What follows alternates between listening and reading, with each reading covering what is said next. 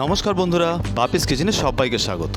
এই প্রচণ্ড গরমে শরীরকে ঠান্ডা রাখতে পুদিনা এবং লেবুর শরবত কিন্তু আমরা সবসময় খেয়ে থাকি এবং সেটা খাওয়া ভীষণ উপকারী।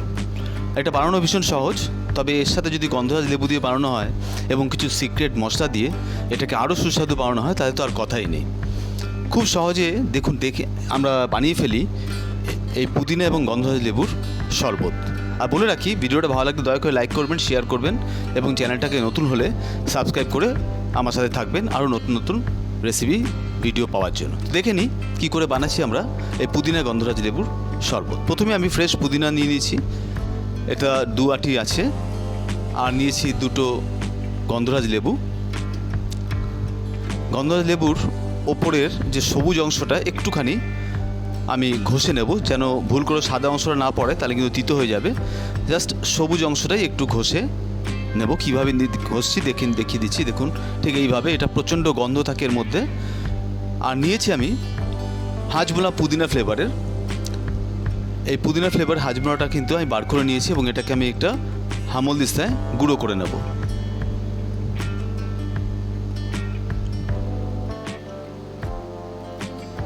এভাবে হামলদিস্তায় এটাকে ভালো করে গুঁড়ো করে নিয়েছি। দেখুন, ঠিক এইরকম।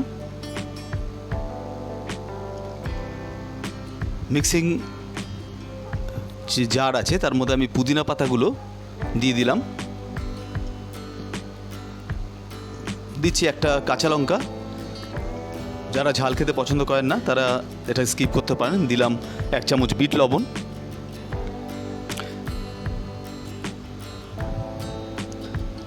দিচ্ছি আমি এখানে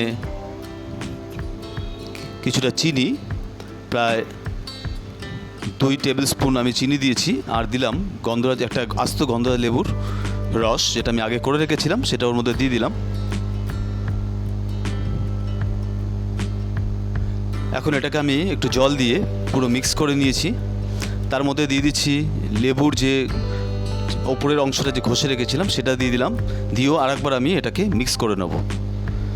মিক্স করার পরে এটাকে আমি একটা ছাঁকনি দিয়ে প্রথমে ছেঁকে নিচ্ছি।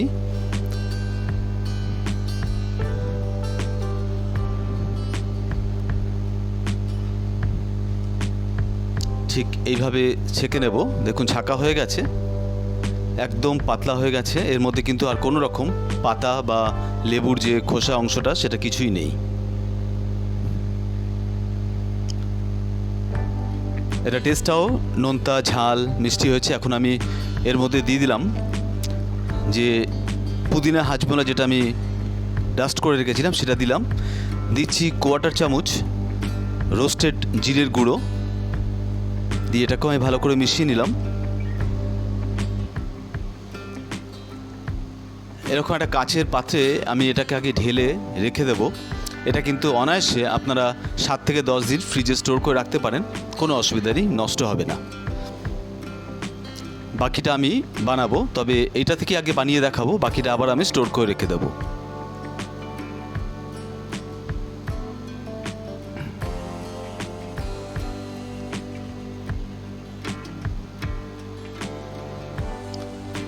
ঠিক এইভাবে এখন আমি এটা থেকেই বানিয়ে দেখাচ্ছি শরবতটা কী করে বানাবো।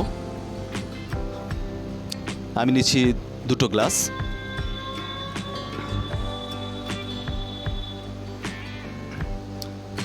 কিছুটা বরফ দেব, যে যেরকম পছন্দ করেন ঠান্ডা। আর আমি এখানে 2 রকম বানাবো, একটা কিন্তু প্লেন জল দিয়ে, আর একটা বানাবো প্লেন সোডা দিয়ে। তা প্রথমে আমি এতে অর্ধেক করে পুদিনার যে রসটা করে রেখেছিলাম সেটা দিয়ে দিলাম।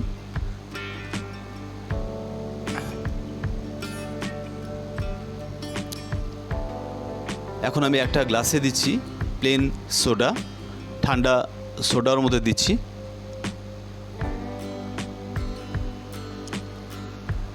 আর যারা সোডা খেতে পছন্দ করেন না তারা প্লেন জল দিয়ে খেতে পারেন, তাই আর একটা গ্লাসে আমি প্লেন জল দিয়ে করছি।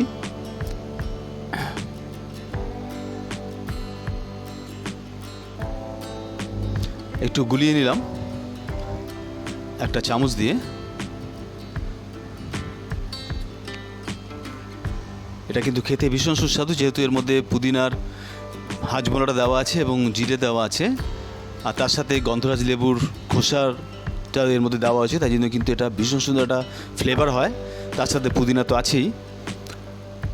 জাস্ট একটু গার্নিশিংয়ের জন্য আমি ওর ওপরে একটা গন্ধরাজ লেবুর চিড়ে বসিয়ে দিলাম, কিছুটা পুদিনা পাতা দিয়ে দিলাম, তো তৈরি হয়ে গেল অতি সুস্বাদু পুদিনা গন্ধরাজ এর শরবত। রেসিপিটা ভালো লাগলে দয়া করে লাইক করবেন, বন্ধুদের সাথে শেয়ার করবেন, আর আমার চ্যানেল নতুন হলে দয়া করে চ্যানেলটাকে সাবস্ক্রাইব করে নিন আরও নতুন নতুন ভালো ভালো রেসিপি পাওয়ার জন্য। তাহলে আজকের মতো বিদায় নিচ্ছি, আবার ফিরে আসবো নতুন একটা ভিডিওতে নতুন রেসিপি নিয়ে। সবাই ভালো থাকবেন, সুস্থ থাকবেন, নমস্কার।